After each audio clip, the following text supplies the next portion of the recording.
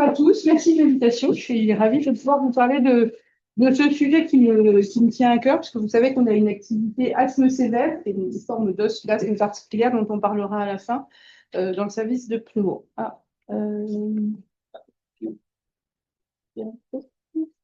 non, c'est petit piège. Ça marche comme ça. Ok, donc les liens d'intérêt.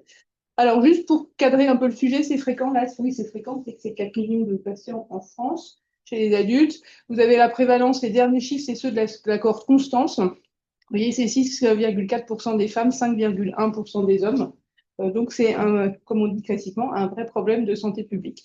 Vous avez aussi sur ce graphique, vous voyez que la prévalence en fonction des âges en fonction des sexes, et vous voyez que des caractéristiques de l'asthme, c'est que chez les petits-enfants, ça touche majoritairement les garçons. C'est ce que vous voyez ici. Et puis, ce sexe ratio, il va s'inverser à la puberté pour une raison qui n'est pas encore complètement claire. Et à l'âge adulte, en fait, l'asthme touche plus les femmes que les hommes.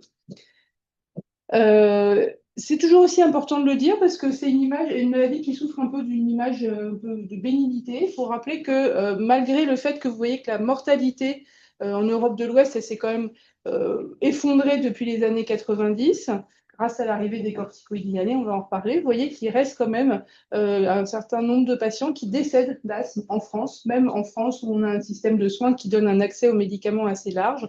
Et vous voyez, les derniers chiffres, c'est 2017. On est toujours entre 800 et 1000 morts par an. Et dans ces morts, il y a des enfants. D'accord. Ces décès, ils sont liés en France clairement à un défaut de prise en charge, un défaut d'accès aux soins, enfin globalement à un défaut de prise en charge. Vous voyez qu'aux États-Unis, en revanche, c'est un peu différent avec une mortalité qui n'a pas énormément bougé malgré les changements médicamenteux. Et là, c'est aussi clairement un problème d'accès aux soins, notamment pour les minorités et notamment les Afro-Américains qui sont très touchés par l'asthme aux États-Unis et qui sont probablement aussi moins bien traités. Alors, c'est quoi l'asthme? C'est important de remettre les choses. Ça, c'est les définitions de l'OMS. Donc, ce qui est important, c'est que c'est une maladie hétérogène. On va revenir après sur cette notion d'hétérogénéité qui est importante pour le traitement. Et puis, elle est définie par des symptômes respiratoires. Et j'insiste beaucoup sur le S de symptômes. Hein, d'accord? C'est une maladie où les malades ils doivent se plaindre de sifflements, de toux, de crachats, d'oppression, de dyspnée. Et c'est vraiment l'ensemble des symptômes qui va nous donner le diagnostic. Un symptôme isolé, c'est rarement de l'asthme. Et puis, il faut aussi qu'il y ait une obstruction bronchique, dont on dit qu'elle est variable et réversible dans le temps. C'est-à-dire que si vous faites souffler le malade plusieurs fois, vous n'aurez pas toujours l'obstruction bronchique, donc elle est variable. Et ce qui veut dire que pour faire un diagnostic d'asthme, il faut une spirométrie. Ça, c'est super important. Et c'est la vraie difficulté des asthmologues et du diagnostic, c'est qu'il faut une spirométrie. Nous, on rêverait d'avoir un BNP, un DFG, une hémoglobine glyquée pour faire le diagnostic de l'asthme. On n'a pas. On n'a pas un biomarqueur qui nous dit oui, non, vous avez la maladie ou pas. Vous voyez que c'est ce diagnostic de travail qu'on crée avec l'association des symptômes et le fait de devoir faire une spirométrie.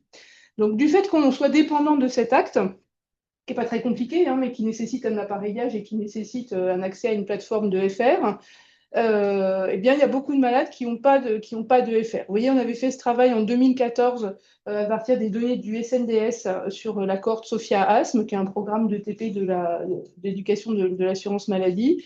Et vous voyez, sur tous les asthmatiques en France, c'est même pas 13% qui ont vu un pneumologue et la même proportion qui ont eu une FR dans leur. Vous voyez que le problème de cet accès à l'outil diagnostique, il est extrêmement difficile.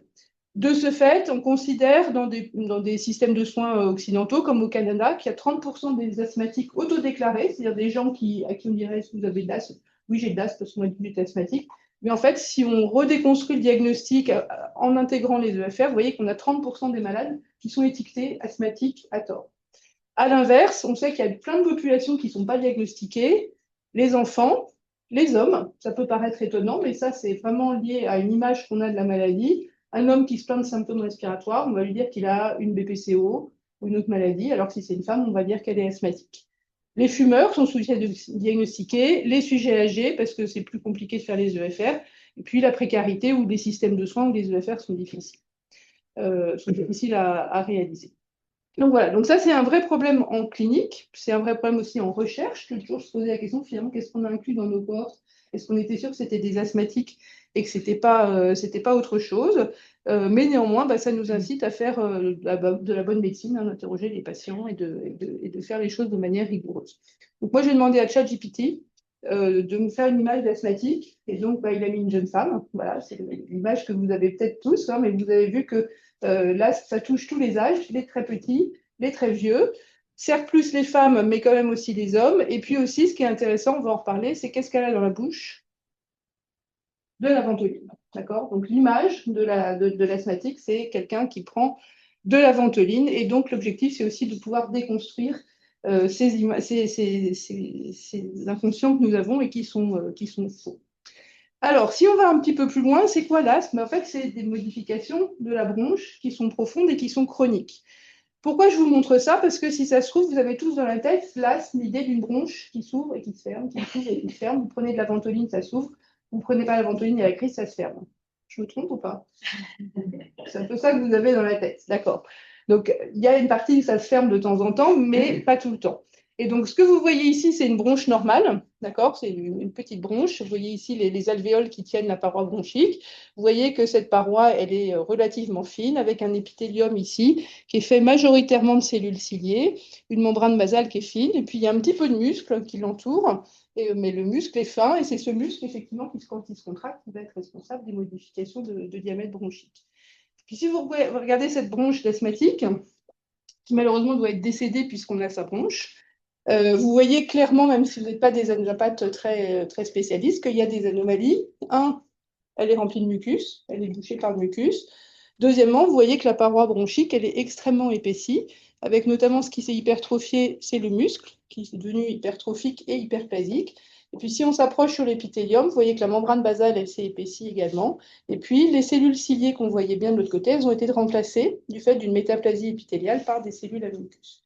Donc, du fait de l'inflammation chronique, il y a ces modifications, ce sont des modifications chroniques, qui vont conduire progressivement à l'obstruction de la bronche, du fait que la paroi s'épaississe et du fait qu'il y a du mucus qui est produit en quantité accrue. Et puis, quand vous rajoutez un élément aigu, un trigger, un virus, un allergène, pour ceux qui sont allergiques, mais il va effectivement y avoir ce spasme qui va se surajouter, qui va rajouter encore un peu à l'obstruction. Mais l'obstruction, en fait, elle est là en permanence. Et donc, c'est aussi pour vous convaincre que les asthmatiques ont besoin d'un traitement de fond et pas uniquement un traitement quand la bronche se ferme, ils ont besoin d'un traitement anti-inflammatoire en permanence. Cette inflammation, elle est maintenant bien connue. Elle est très majoritairement ce qu'on appelle l'inflammation T2. Si vous regardez dans la littérature, maintenant, vous verrez ce terme partout. Pourquoi est-ce qu'on dit qu'elle est T2? Parce que ça va associer l'implication des lymphocytes TH2 et des ILC2 qui sont activés par l'épithélium bronchique, qui cet épithélium, quand il est stimulé par, vous voyez, il y a de la cigarette, il y a des bactéries, des acariens, toutes sortes d'irritants, qui sont capables donc de stimuler l'épithélium, qui va répondre en produisant ce qu'on appelle des alarmines, que vous voyez là-bas, IL-25, TSLP, qui vont recruter ces cellules inflammatoires, qui vont être le début de cette cascade inflammatoire. Et puis ces cellules inflammatoires vont produire des cytokines qui sont très variées, mais celles qu'on connaît bien, c'est IL-4, qui va notamment favoriser la production des IgE, IL-13 qui va faire du remodelage, et IL-5 qui va stimuler qui va recruter les éosinophiles dans les tissus. Et donc, c'est comme ça que cette inflammation chronique s'installe. Pourquoi est-ce qu'elle n'est pas capable de se résoudre? C'est une des questions de recherche à laquelle il faudrait pouvoir répondre. Mais en tout cas, c'est comme ça que vous allez avoir ce remodelage de l'épithélium, de tous les tissus, et puis cette infiltration éosinophilique qui est un des marqueurs de cette inflammation T2 et qu'on va utiliser comme outil diagnostic pour sélectionner les malades qui ont bien cette inflammation T2. Alors, ça, c'est dans les papiers. Dans la vraie vie, on vous a dit tout à l'heure, c'est une maladie hétérogène. Donc ça, c'est vrai que c'est une maladie hétérogène. Et vous voyez que c'est un concept qui est relativement récent. C'est le début des années 2000 aux États-Unis. Une grande dame de l'asthme qui s'appelle Sally Wenzel, qui travaillait à Denver à l'époque, et qui, tout simplement, en regardant des biopsies d'asthmatiques ou des crachats d'asthmatiques, s'est rendu compte qu'il y avait des malades qui avaient effectivement des éosinophiles. Donc, on savait depuis longtemps, il y a des éosinophiles dans l'asthme, maladie T2. Puis, il y avait des malades qui n'en avaient pas. Et puis quand on regarde dans leur crachat, il y a des malades qui effectivement ont des éosinophiles, et puis d'autres qui ont des choses un peu mixtes avec des éosinophiles, des neutrophiles. certains qui n'ont que des neutrophiles et certains qui n'ont pas du tout d'inflammation. Et donc ça a été quand même le premier concept pour se dire, finalement, tous nos malades qu'on met tous dans le même sac et qu'on traite tous de la même manière, finalement, peut-être qu'il faut regarder les choses un peu différemment. Et cette inflammation T2, qui est typiquement, surtout chez la souris allergique, la souris asthmatique dans les modèles animaux, finalement, peut-être que ce n'est pas si commun, enfin, c'est peut-être pas permanent chez tous nos patients asthmatiques. Et donc, effectivement, on en arrive au concept qu'il y a des malades avec des éosinophiles et des malades sans éosinophiles. Et donc, vous avez peut-être vu dans la littérature maintenant qu'il y a ce qu'on appelle l'éosinophilique asthma, qui est la forme de l'asthme avec éosinophiles. Comment on les identifie?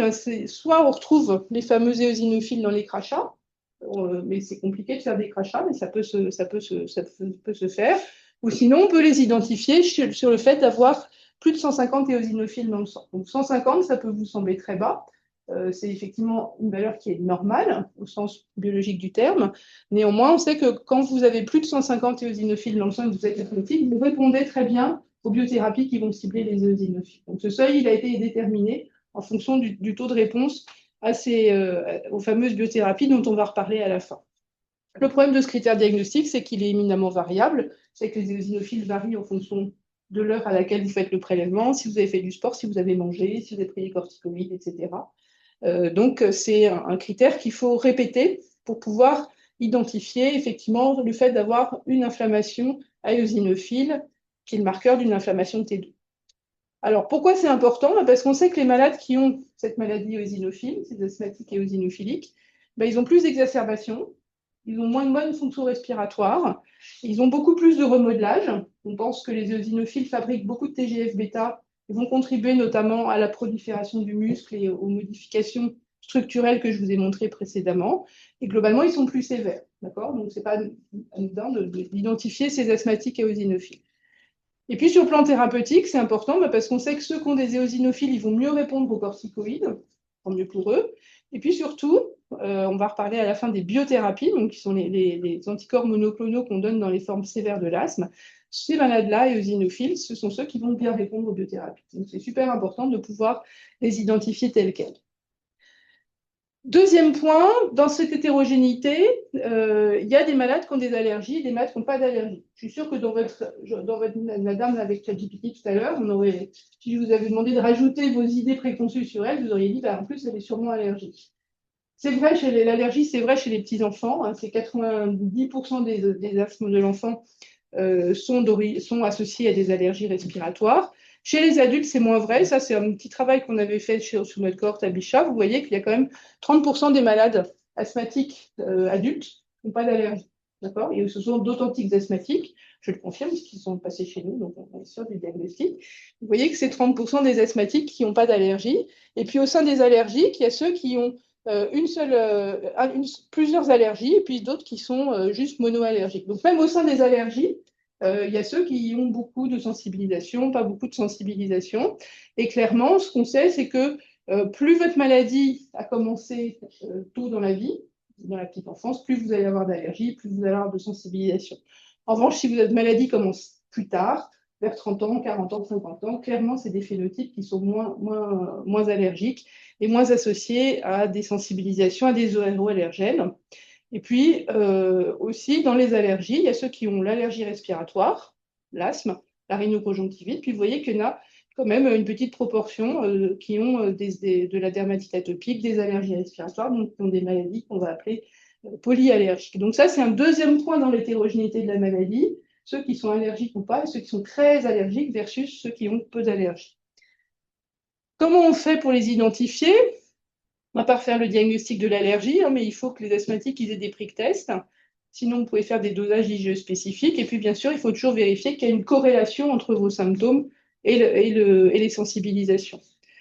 C'est important sur le pronostic, notamment. Ce qu'on sait, c'est que, par exemple, chez les enfants, quand on est les enfants multisensibilisés, qui sont allergiques aux acariens, au pollen, aux chats, aux chiens, aux moisissures, ceux-là vont avoir des formes plus sévères, clairement, que ceux qui sont monoallergiques. Et quand on se sensibilise très tôt dans la vie, notamment dans les 3 premières années de votre vie, c'est un facteur qui va être associé à la persistance de l'asthme à l'âge adulte et notamment aussi à la sévérité à l'âge adulte.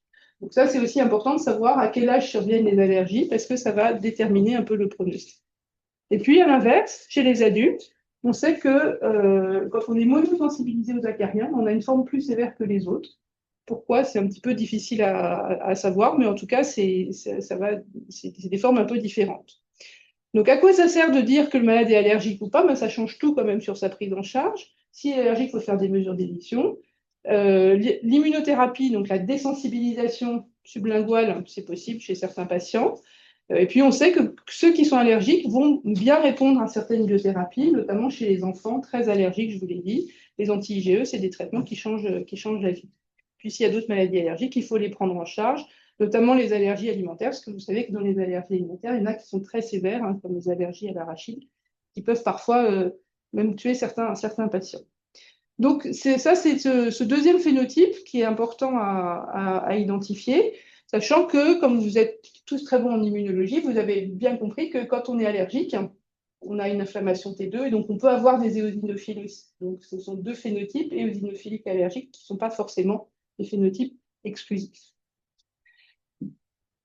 Troisième point, l'âge de début. On a commencé à en parler tout à l'heure. On a dit effectivement, quand on est enfant, on a une maladie très allergique. Et puis, plus ça commence tôt, plus le risque que ça persiste à l'âge adulte est important. Et donc, ça, c'est un schéma qui commence un petit peu à dater, mais qui, à mon avis, est toujours valable, qui vous montre qu'effectivement, donc, il y a ces phénotypes allergiques chez les enfants. Mais il ne faut pas oublier que chez les enfants, il y a quand même 60% qui vont faire des rémissions, c'est-à-dire qui, à l'âge de l'adolescence, n'auront plus de symptômes. Et donc, vraiment plus de symptômes, plus d'asthme. Peut-être que ça va pouvoir revenir un petit peu plus tard, mais en tout cas, c'est un phénotype qui est intéressant parce qu'il peut y avoir des rémissions. Contrairement aux maladies qui vont débuter à l'âge adulte, où la rémission, c'est moins de 5%. Et donc ça, en gros, on n'attend pas de guérison de la maladie quand ça commence tardivement. Donc il y a ces phénotypes très allergiques chez les enfants. Il y a un phénotype qu'il faut bien connaître, qui commence à l'âge adulte. C'est ce qu'on appelle l'asthme eosinophilique avec polypose. Vous avez peut-être vu passer des malades qui ont des atteintes ORL très sévères, beaucoup d'éosinophiles, un asthme sévère, et ça, c'est typique de la forme qui commence à l'âge adulte. Il n'y a généralement pas d'allergie, et c'est des malades qui vont très bien répondre aux biothérapies. Et puis, chez les adultes, on a des formes d'asthme, justement, qui n'ont pas d'inflammation T2, notamment dans les formes qui commencent autour de la ménopause, enfin autour de la cinquantaine chez les femmes, dans des contextes de surpoids, etc. Il y a l'asthme qui est associé à l'obésité, qui est une forme particulière qui n'est pas toujours très inflammatoire. Et puis, voilà, il y a d'autres formes non T2. Donc ça, c'est le groupe non T2, qui est un groupe un peu hétérogène, qui est un peu la boîte noire actuellement de la recherche de l'asthme. Il y a même des gens qui questionnent est-ce qu'il faut les appeler des asthmatiques, puisqu'il n'y a pas d'inflammation T2. Et donc ça, on ne connaît pas très bien les mécanismes qui drivent l'inflammation. Et surtout, on est très embêté sur le plan thérapeutique parce qu'on ne sait pas très bien les prendre en charge, ces patients. Ils sont peu inflammatoires, donc ils répondent peu aux corticoïdes. Et donc, ça, c'est vraiment, je pense, dans les années à venir, le sous-groupe qu'il va falloir un petit peu détailler. Alors, ce qui est intéressant, c'est que pour l'asthme de l'enfant, il y a quand même eu beaucoup, beaucoup, beaucoup de données épidémiologiques qui ont permis d'essayer de comprendre, non peut-être pas les mécanismes, mais d'essayer de comprendre pourquoi cette maladie va s'installer à l'âge dans la petite enfance. Et on sait que notamment, il y a plein de facteurs de susceptibilité sur lesquels on va pouvoir éventuellement agir.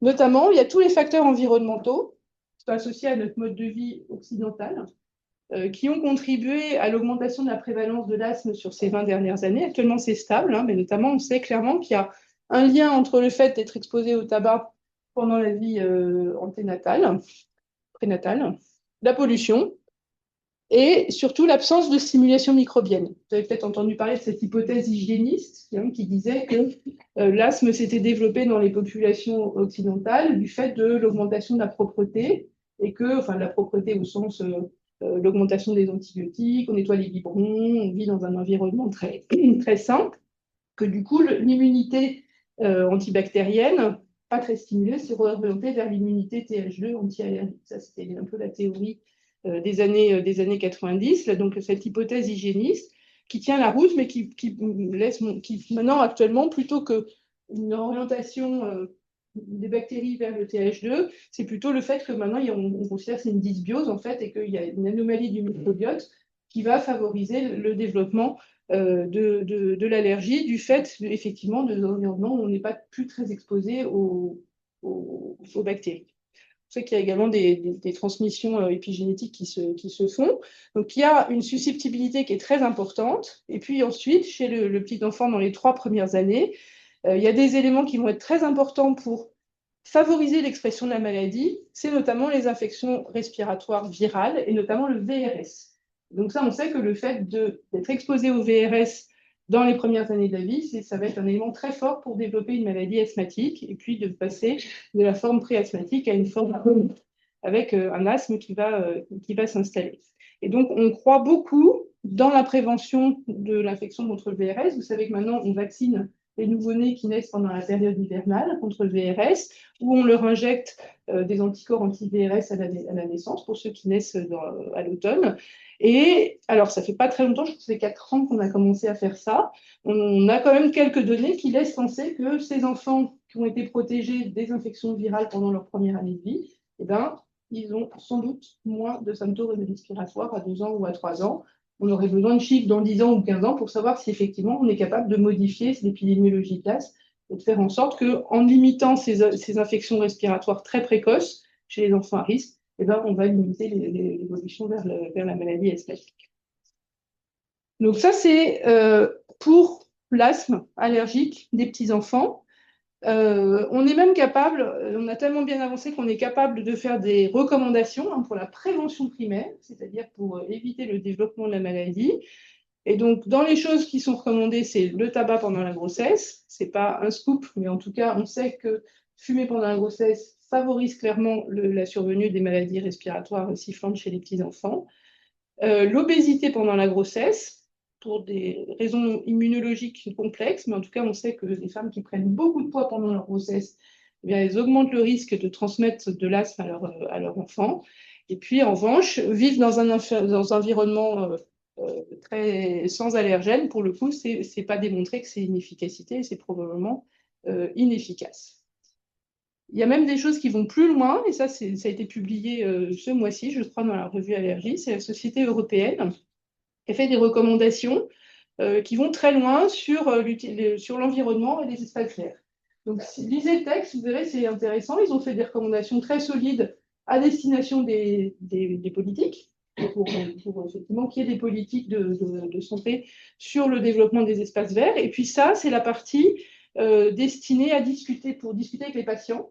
Alors, pour ceux d'entre vous qui ont des enfants, des jeunes enfants dans leur première année de vie, et que vous voulez peut-être essayer de réduire leur risque de devenir asthmatique ou allergique, vous voyez qu'il y a des choses qui sont très concrètes. Il faut manger, il faut s'exposer à des produits fermentés, il faut manger des trucs verts, il faut aller cueillir vous-même. Où est-ce que c'est écrit? Voilà, il faut aller cueillir vous-même vos baies dans les buissons et manger les pommes dans les arbres. En gros, ce qu'ils disent, c'est qu'il faut s'exposer à la biodiversité, la terre, les animaux, les végétaux, parce que c'est comme ça qu'on maintient un microbiote qui est probablement riche et varié.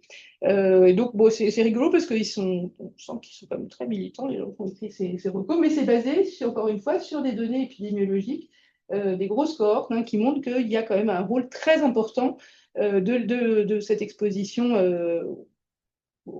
à la biodiversité pour réduire le risque. Donc ça, c'est la version pour les patients. Les politiques, c'est plus sérieux. Et puis, le deuxième point qui nous gêne, c'est l'asthme de l'adulte. Pour le coup, on n'a vraiment aucune piste, aucune donnée sur les facteurs favorisant l'épidémiologie de ces maladies. Pourquoi est-ce que ça démarre un jour à 30 ans, à 40 ans? On n'a pas d'idée. Néanmoins, pourquoi est-ce que? Parce que, en fait, dans toutes les grosses cohortes, tous les malades, ils sont avec étiqueté asthmatique. D'accord? Et jusque-là, la notion de phénotype, elle n'a pas toujours été prise en compte.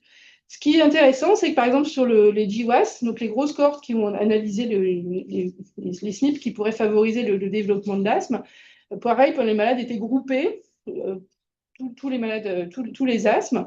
Et là, il y a une équipe avec qui on travaille au Saint-Père qui a repris toutes les GWAS publiées, donc c'est plusieurs milliers de malades qui ont été inclus dans ces cohortes, et puis a regardé finalement est-ce qu'il y avait des SNP qui pouvaient être associés à des phénotypes. Donc, vous voyez, comme il y en a beaucoup qui sont des SNP qui ont été identifiés, qui vont avec l'asthme de début précoce, de début tardif et même les formes sévères. D'accord? Mais ce qui est intéressant aussi, c'est qu'il y en a quelques-uns qui sortent uniquement pour l'asthme tardif et pour l'asthme sévère. Donc il y a peut-être, en faisant ça, des gènes de susceptibilité spécifiques à l'asthme de début tardif et spécifiques à la forme sévère. Donc ça, c'est juste un espèce de catalogue. Après, il faut bien sûr aller démontrer que ces gènes d'intérêt ont une relevance physiopathologique et voir si ça fait des choses qui peuvent être ciblées, etc. Mais c'est la première fois que sur le plan génétique, on introduit la notion du phénotype et pour voir si effectivement il y a des mécanismes qui sont différents en fonction de l'âge de début de la maladie. Donc ça, c'est quelque chose de très débutant, mais qui est quand même extrêmement intéressant.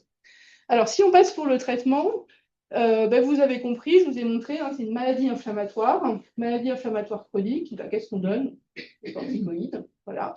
Donc les corticoïdes, ils sont arrivés dans les années 80-90. Je trouve que la plus belle démonstration de l'efficacité, c'est ça. Donc c'est une petite étude cas contrôle qui a été faite au Canada et qui montre que dans une population où il y avait beaucoup de patients asthmatiques, vous voyez que le taux de mortalité par asthme, en fonction du nombre de corticoïdes inhalés, va se réduire de manière drastique. C'est vraiment la raison pour laquelle la mortalité par asthme s'est effondrée, c'est l'utilisation des corticoïdes inhalés. Donc ça, c'est pour vous convaincre. Encore ceux d'entre vous qui pensent que le traitement de l'asthme, c'est la ventoline, que non, le traitement de l'asthme, c'est les corticoïdes. Donc, on ne va pas revenir sur les recommandations, parce que c'est vraiment compliqué. Enfin, c'est compliqué, oui, mais donc on va pas détailler. Mais pour ceux d'entre vous qui suivent un petit peu les recommandations de prise en charge, je ne sais pas si vous vous rappelez, les plus vieux, quand vous avez passé l'internat, le premier palier de l'asthme, c'était bêta-2 seul. Vous avez tous peut-être appris ça, que les asthmes légers, ils peuvent s'en sortir avec que des bêta-2. Ça, c'est quelque chose qui a disparu. Vous voyez, il n'y a plus ça. Et donc ça, c'est vraiment un message qui doit être très fort. Un asthmatique qui a des symptômes, qui est suffisamment symptomatique pour utiliser des bêta-2, c'est un asthmatique qui a besoin de corticoïdes inhalés. Et si on ne lui en donne pas, on sait qu'il y a une surmortalité, il va y avoir une fonction respiratoire qui va se dégrader, etc. Donc il y a plein de stratégies pour les donner, à la demande. Enfin bon, on va pas détailler ça, mais en tout cas, un malade qui est gêné, prend de la ventoline, il a besoin de corticoïdes inhalés, adaptés à son état. Donc ça a l'air simple et basique. C'est tellement pas simple et basique que le thème de la journée mondiale de l'asthme, vous voyez que c'était ça, c'est des traitements anti-inflammatoires pour tout le monde. Donc vous voyez que c'est vraiment un combat en termes de santé publique pour arriver à faire ça. Donc, bien sûr, il y a le combat pour les pays qui n'ont pas accès à ces médicaments, parce que dans certains pays, ça coûte très cher. En France, ce n'est pas une question de coût, c'est une question de culture médicale et de prescription de prescrire ces médicaments. Dernier point, l'asthme sévère, qui est un peu ce qui nous intéresse, parce qu'effectivement, c'est la frange des patients asthmatiques qu'on voit à l'hôpital. C'est quoi l'asthme sévère? C'est à peu près 5 à 10% des asthmatiques. Donc, c'est une toute petite proportion, mais c'est des malades qui payent cher, parce que ce sont des malades qu'on n'arrive pas à contrôler avec le traitement inhalé. Donc, ce sont des malades qui font des exacerbations, qui se retrouvent en réanimation, vous voyez peut-être passer aux urgences de temps en temps, qui vont faire du remodelage important avec des bronches, on voit peut-être pas très bien sur cette image, mais des bronches qui littéralement sont occluses par des bouchons muqueux et qui vont vraiment donner une obstruction bronchique, comme vous voyez sur ce graphique, avec des patients qui vont perdre de la fonction respiratoire au fil du temps. Et puis aussi, ce qui est important, c'est que ce sont des malades qui sont très lourdement exposés aux corticoïdes oraux, puisque vous vous rappelez que le traitement des exacerbations, c'est la corticothérapie orale. C'est 1 mg kilo 5 à 7 jours, mais des fois, c'est 10 jours ou 15 jours. Puis des fois, c'est tous les mois, avec des malades qui parfois ont des consommations de corticoïdes supérieures à 3 grammes par an, des consommations qui sont extrêmement élevées et qui peuvent amener toutes les complications classiques des corticoïdes oraux. Ça, pour mémoire, cette jeune fille, elle avait 18 ans quand on l'a vue en consultation, qui était avec le Cushing typique, les vergetures, l'obésité, etc. C'est des malades qui payent très cher cette consommation de corticoïdes. Et donc, nous, on a eu la révolution des biothérapies. Donc, la première en 2004, l'omalizumab, anti-IgE, excellent médicament, notamment pour l'asthme de l'enfant et pour l'asthme allergique. Et puis, on a eu 4 autres médicaments qui sont arrivés 2018, 2020, 2023. Vous voyez que ce sont des médicaments relativement récents pour nous. Et ce sont des médicaments qui ciblent les cytokines dont je vous parlais tout à l'heure. Donc, on a 2 médicaments qui ciblent l'IL-5 et la voie de l'IL-5, donc qui vont réduire l'infiltration éosinophilie.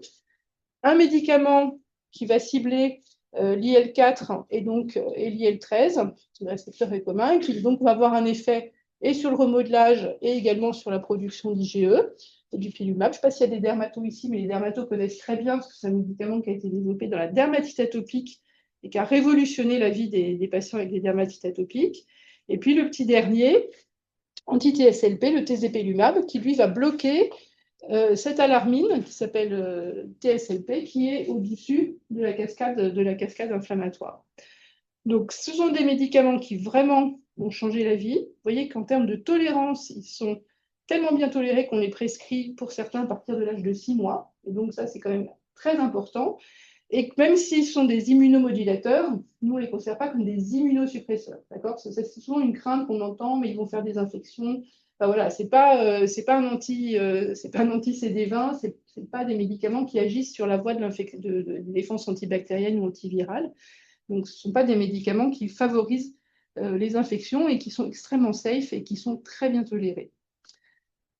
Qu'est-ce qu'on en fait de ces biothérapies? Enfin, qu'est-ce qu'on attend d'eux? Eh ben, le truc majeur pour nous, c'est le taux de réduction des exacerbations. Il y a des malades qui faisaient des crises tout le temps. Ben, en gros, on a à peu près 50% de réduction des exacerbations. Et donc ça, c'est super important. Et c'est ça qui change la vie des patients, des malades qui étaient hospitalisés 3 fois par an, qui prenaient des corticoïdes tout le temps. Et bien ça, c'est quelque chose qui va s'améliorer très vite et de manière très, très, très spectaculaire. Ça améliore la qualité de vie, ça améliore modestement la fonction respiratoire. Donc vraiment, pour nous, ça a été une révolution quand ces traitements sont arrivés. Et puis, maintenant, dans des données plus récentes, notamment, il y a un registre qui s'appelle ISAR, qui est le registre mondial de tous les registres. C'est-à-dire que chaque pays en France, enfin dans le monde, a son registre d'asthme sévère. Et donc, ils ont réussi à pouler tous les registres mondiaux. Donc, le registre français, Ramsès, il participe de temps en temps à ce registre, ce qui permet d'avoir des énormes nombres de patients. Et donc, à partir de ce registre, notamment, il y a une question qui s'est posée, c'est est-ce que si on donne précocement les biothérapies à nos asthmatiques sévères, on va limiter l'apparition des complications dont je vous parlais, notamment celles qui sont liées aux corticoïdes? La réponse, c'est oui. Si on compare les patients qui, dans le registre, commencent une biothérapie versus ceux qui n'en commencent pas, vous voyez qu'il y a moins de pneumonie, moins de diabète, moins d'événements cardiovasculaires chez les malades sous biothérapie, et on pense que ça, c'est clairement lié à la réduction de la consommation de corticoïdes. Voilà. Et les événements cardiovasculaires, c'est une des choses importantes parce qu'en pneumologie, on est un petit peu en retard. Dans les rhumatos, ils savent très bien que les PR qui prennent des corticoïdes, ils ont des risques cardiovasculaires augmentés. Et ben, les asthmatiques, c'est pareil. D'accord? Et donc ça, on est capable de réduire ces événements cardiovasculaires. Et puis, ce qu'on n'attendait pas, donc ça a été publié l'année dernière, c'est le registre, c'est pas le registre, c'est le SNDS belge, qui a comparé les malades qui prenaient soit les anti-IgE, soit les anti-IL5, pour regarder la même chose, est-ce qu'il y a moins d'événements de complications liées au cardio. Alors, donc, il y a moins d'événements cardiaques.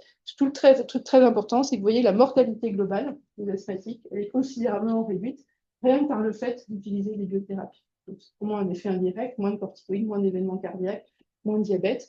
Et donc, on est capable de réduire la mortalité de ces patients. Donc ça, c'est quelque chose auquel on ne croyait pas au début, mais maintenant, il faut beaucoup d'utilisations, des longues utilisations pour démontrer ça. Et puis, ce qu'on a montré aussi, donc ça, c'est un travail qu'on a fait à Bichat, chez des malades qui ont pris un anti-L5. On leur a fait des biopsies bronchiques avant traitement, après traitement. Autant vous dire que c'était pas très facile à faire. Donc, vous voyez cette biopsie qui est très anormale avant le traitement, avec ce que je vous montrais tout à l'heure, l'épaississement, l'épithélium qui n'est pas normal, le muscle qui est très hypertrophique, c'est tout ce que vous voyez en rouge. Et quand on les traite pendant 12 mois, vous voyez qu'on est capable de récupérer une membrane basale qui est fine, un épithélium qui ressemble à quelque chose avec des cils, et surtout le muscle lisse, hypertrophique, est capable de guérir.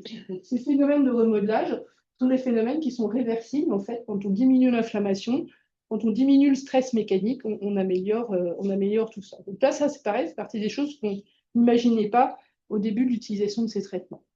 Puis la dernière question, c'est est-ce qu'on est capable de mettre les malades en rémission? C'est-à-dire que parfois, certains vont tellement bien qu'ils n'ont plus de crise, ils ne prennent plus de traitement inhalé, etc. En fait, c'est très rare, parce que vous voyez qu'en fonction des molécules, c'est entre 12 et 30% des malades qu'on peut mettre en rémission. C'est pas rien. Mais il y a maintenant la question qui se pose, c'est est-ce qu'on va être capable d'arrêter ces traitements? Et donc, on a par exemple 2 PHRC en France, grâce au réseau Chrysalis, un pour arrêter le omalizumab, le deuxième pour arrêter le dupilumab. J'ai des malades qui vont très bien, et au bout de 3 à 5 ans de traitement, est-ce qu'on est capable d'arrêter le traitement ou est-ce qu'ils vont rechuter tout de suite? Donc ça, c'est la question supplémentaire. Juste un petit mot sur qu'est-ce qu'on a qui va arriver, parce que vous voyez que c'est un monde qui bouge beaucoup, qui a mis du temps à bouger, mais qui commence à bouger. Et ben, le prochain médicament qu'on attend, peut-être 2027, c'est un anti-IL-5, alors ULA, donc c'est Ultra Long Action, d'accord? C'est une injection tous les 6 mois d'un anticorps dont la demi-vie est augmentée par le fait que son fragment FC est modifié et que du coup, il n'est pas éliminé dans les endosomes et qu'en fait, il est recyclé indéfiniment. Et vous voyez, une injection, ben, ça permet de réduire le taux d'éosinophile de manière stable. Donc ça, pour les malades, c'est quand même super important. Une piqûre tous les 6 mois versus une tous les mois, je pense que ça change la vie. Des traitements inhalés. Donc, il y a maintenant des anticorps monoclonaux par voie inhalée. Donc, notamment, il y a plusieurs entités SLP qui sont en phase 1 pour l'asthme. L'intérêt de ça, c'est que vous réduisez la quantité de médicaments, ça coûte beaucoup moins cher. Et une des questions derrière, c'est si l'anticorps inhalé est efficace, ce serait plutôt de le donner non pas aux asthmes sévères, mais de le donner plus précocement à des asthmes moins sévères, voire à des patients pas sévères du tout. Voilà, donc ça, c'est en cours de développement, mais en tout cas, il y a des données qui montrent que même des anticorps, qui sont quand même des grosses molécules, peuvent passer dans les voies aériennes. Les inhibiteurs de JAK, parce qu'il y a des rationnels très forts sur le plan physiopathologique, vous voyez, pour le bloquer. Alors, pourquoi par voie inhalée? Ben, c'est pour réduire l'exposition et réduire la toxicité. Les pneumologues sont très frileux vis-à-vis de la toxicité des médicaments. Et donc là, il y a eu très récemment le premier anti-inhibiteur de JAK1 qui a été publié. Donc c'est pareil, c'est une phase 1. Donc vous voyez qu'on est capable de réduire dès 10 jours d'utilisation l'inflammation dans les voies aériennes. Donc peut-être que c'est une voie dans les années qui viennent. Ensuite, on a des bispécifiques qui arrivent. Donc là, il y a un anticorps, on appelle ça un nanobody, qui bloque TSLP-IL13. Il est en phase 3 au CIC. Donc pour ceux qui ont une maladie sévère, on recrute. Et puis même, il y a des trispécifiques qui arrivent. Et donc, celui-là qui est développé dans la dermatite atopique, il va être testé dans l'asthme aussi. Donc, il bloque IL4, IL13, TSLP dans le même anticorps. Donc, vous voyez qu'on arrive finalement à combiner les différents anticorps pour voir est-ce qu'on peut avoir une efficacité supérieure. Donc, on n'y est pas encore, hein, ils ne sont pas encore commercialisés, mais pourquoi pas. Donc ça, c'est intéressant. Et puis après, il y a la question, vous pourriez me dire, pourquoi est-ce que vous ne combinez pas plusieurs anticorps en même temps? D'abord, ça coûte très cher, hein, c'est des traitements à 1 000 € par mois. Donc, bon, voilà, on est un peu prudent là-dessus. Et puis, il y a cette étude qui a utilisé, donc ITP-Kimab, c'est un anti-IL-33, avec le dupilumab, donc l'anti-IL4, IL-13. Et de manière un peu surprenante, vous voyez qu'on n'a pas une efficacité supérieure de l'association de traitement versus les traitements séparément. Donc, pour l'instant, ce n'est pas quelque chose qui est fait de manière routinière ou qui est fait de manière très exceptionnelle. Peut-être que ce n'est peut-être pas la bonne combinaison qu'il fallait faire. Est-ce qu'on peut combiner désensibilisation et biothérapie? C'est une question. Pour booster l'effet de la biothérapie, pour raccourcir la durée de la biothérapie, ça c'est un essai qu'on est en train de monter avec un laboratoire qu'on va commencer l'année prochaine. Le fait de se dire, si on ajoute la désensibilisation chez les patients allergiques, c'est-à-dire qu'on est capable de modifier réellement leur tolérance, est-ce qu'on pourra arrêter la biothérapie plus tôt? Donc ça, c'est une question qu'on va tester. Et puis après, vous voyez que ça bouge très vite, les analogues de GLP-1, qui marchent dans tout, mais qui sont en train d'être testés dans l'asthme. Et il y a actuellement une phase 3 au CIC, pareil, pour tester ces médicaments dans l'asthme, avec un effet à la fois sur la perte de poids, parce qu'on sait que perdre du poids, c'est bénéfique aux asthmatiques, mais aussi probablement des effets sur la dyspnée, des effets sur l'inflammation, qui ne sont pas très bien détaillés, mais en tout cas, ils sont clairement développés dans cette maladie, et il y a des laboratoires qui développent des nouvelles molécules spécialement dans l'asthme. Et puis après, si on va encore plus loin, donc là, on est chez la souris encore, hein, même si ça est présenté. L'équinoïde, c'est la vaccination contre les cytokines. L'équinoïde, c'est quoi? C'est une protéine porteuse sur laquelle on met une cytokine. Donc, en l'occurrence, chez la souris, ça a été IL4 et IL13 qui a été fait pour immuniser les patients contre l'IL4 et l'IL13. Donc, en fait, les gens font leur propre anticorps anti-IL4 et IL13. Et vous pouvez mettre ce que vous voulez sur votre protéine porteuse. Je n'ai pas mis les résultats, mais en tout cas, chez la souris, ça fonctionne bien dans les modèles d'asthme allergique. Après, c'est une équipe de Toulouse qui travaille là-dessus.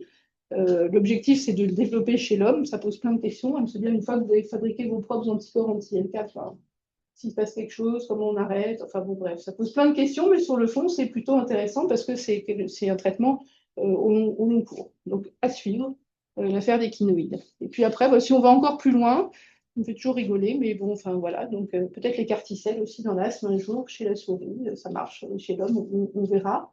L'avantage, c'est que c'est des effets qui sont durables, parce que vous avez vu que la problématique de l'asthme, c'est que c'est une maladie chronique et actuellement on contrôle, mais on ne guérit pas les malades et ils sont encore dépendants de traitements. Donc c'est ça qu'on veut également adresser. Donc si je résume ce que je vous ai dit, pour les cliniciens, il faut de la spirométrie, c'est nécessaire.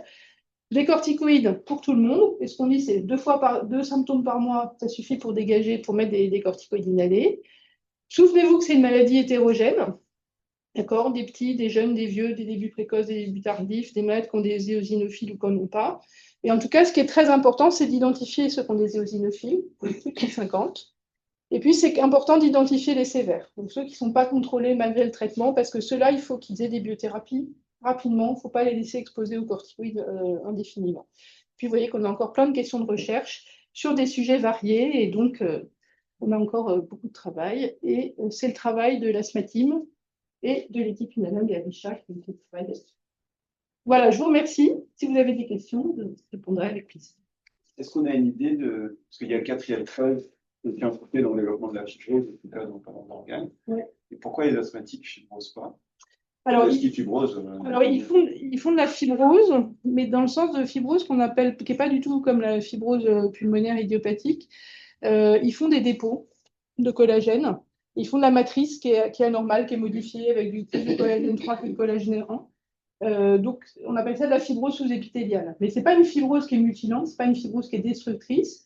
Elle contribue à l'épaississement de la paroi, elle contribue à l'obstruction, mais vous voyez qu'en plus, elle est réversible, parce que vous voyez que ça disparaît. Donc, on dit qu'il y a de la fibrose, mais je ne pense pas qu'on puisse... Enfin, il y a fibrose et fibrose, je pense. En tout cas, ce n'est pas quelque chose de destructeur. En tout cas, elle se réverse à l'arrêt des stimuli, quoi. Exactement.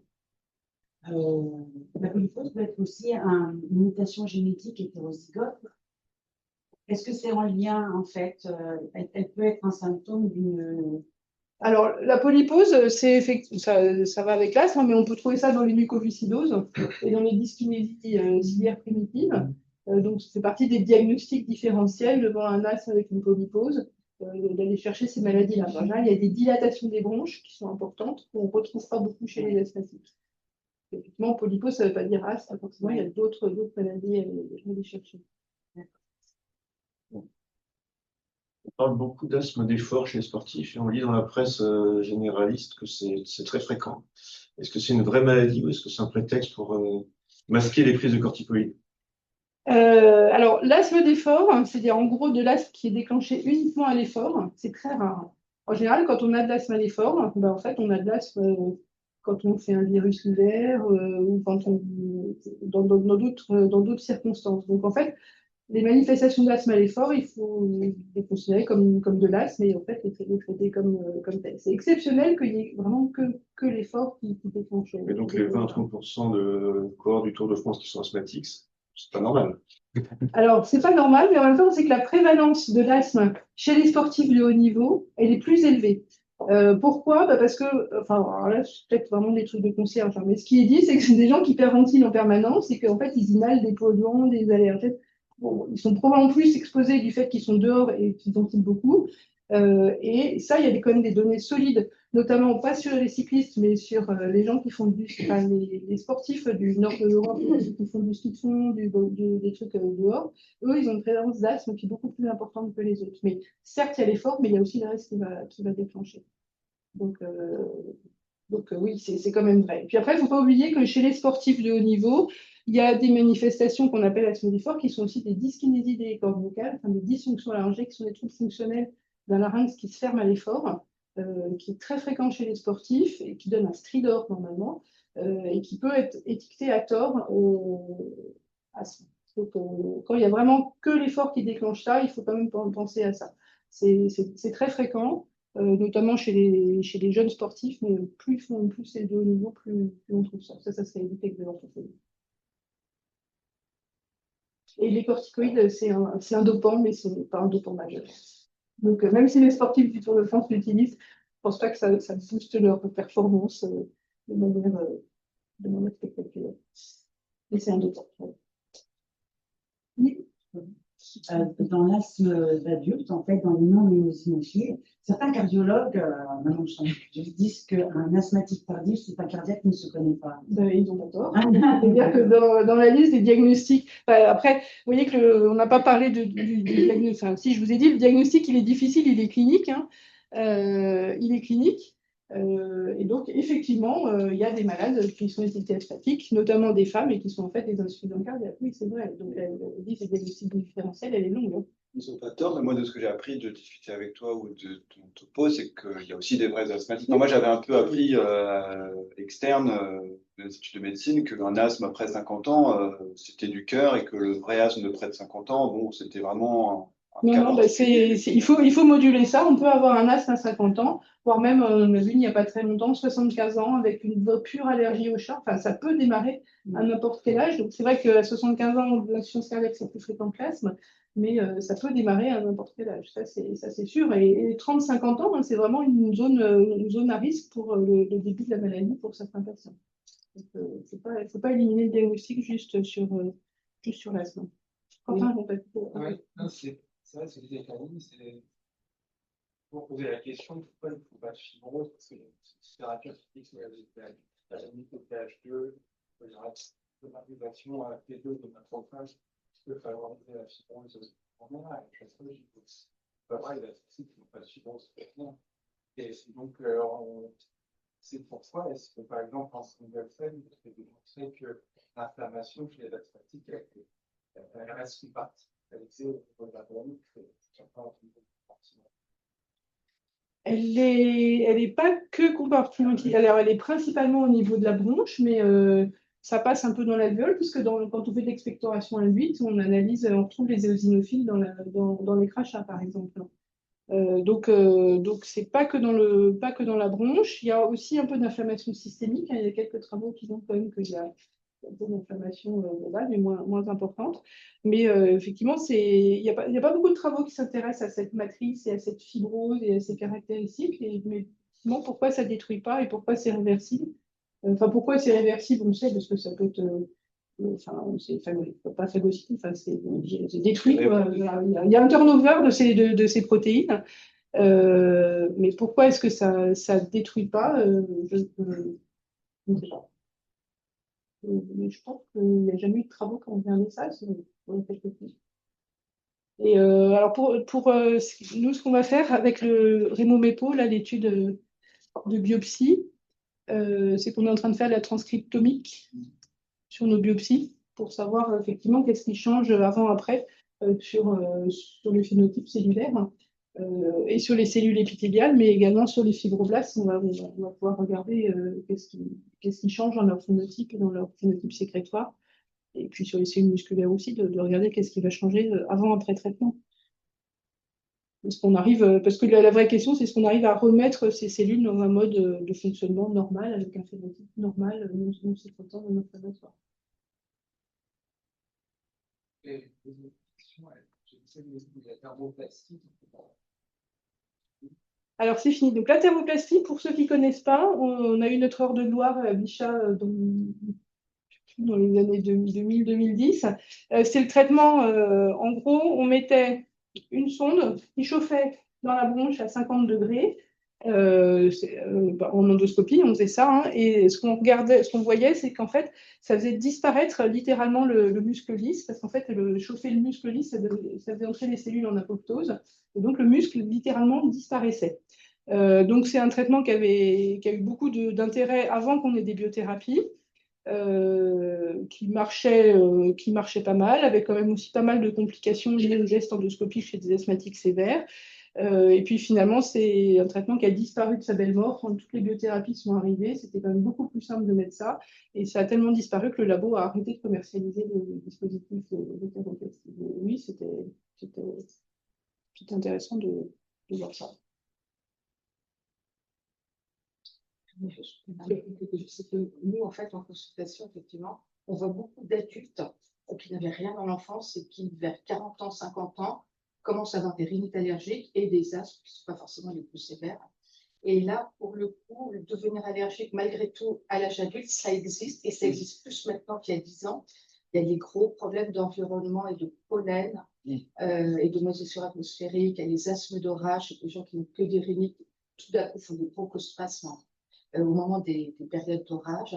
Et donc, c'est vrai que c'est tout au long de la vie, c'est beaucoup plus l'enfant, mais que finalement, même chez l'adulte, ça peut démarrer aussi à l'âge adulte, l'allergie. C'est assez récent. Et ça, c'est vrai que je pense que c'est pas du tout encore dans la culture médicale, parce que je pense que même des médecins, ils disent, bah, si tu n'es pas allergique enfant, il n'y a pas de raison que ça soit maintenant. Tout à fait. Pourquoi il n'y a plus de problème de pollen de nos jours Le baisse de réchauffement climatique.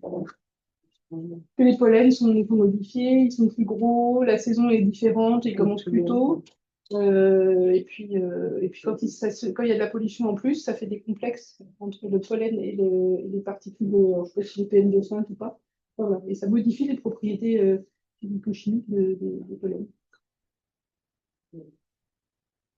Outre le fait que voilà, on commence à avoir des allergies aussi près en Île-de-France, alors qu'on c'est un truc de Méditerranée. Enfin, il y a cette C'est ça, il y a aussi épidémiologie qui se l'utilisation modifie. des fleurs et des plantes.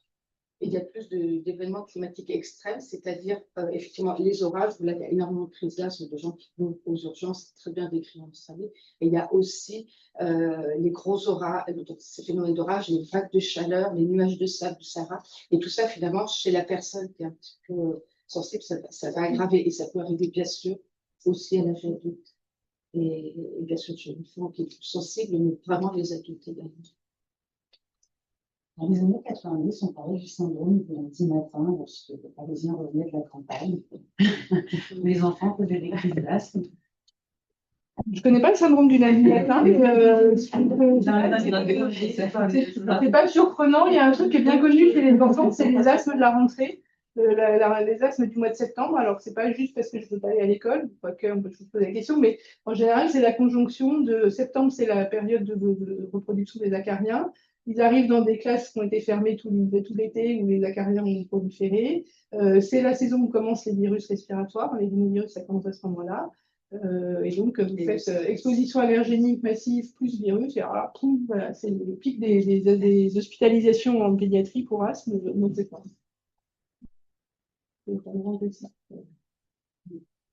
L'avenir, c'est qu'est-ce qui contre-indiquerait de mettre des biothérapies à tous les asthmatiques à part Par le coût, rien. Je pense que le jour où ces médicaments ne coûteront plus rien, faire une injection tous les mois ou tous les 6 mois, je pense que c'est ça l'avenir. Les malades, ils préfèrent tous avoir. En plus, c'est des trucs, c'est comme dans le diabéto, c'est voilà, se faire une injection tous les 6 mois plutôt que de prendre le pit tous les jours. Ils disent c'est une contrainte, c'est une charge mentale, etc. Donc, je pense que le jour où on aura résolu la question du coût, ce sera plutôt biothérapie pour tout le monde.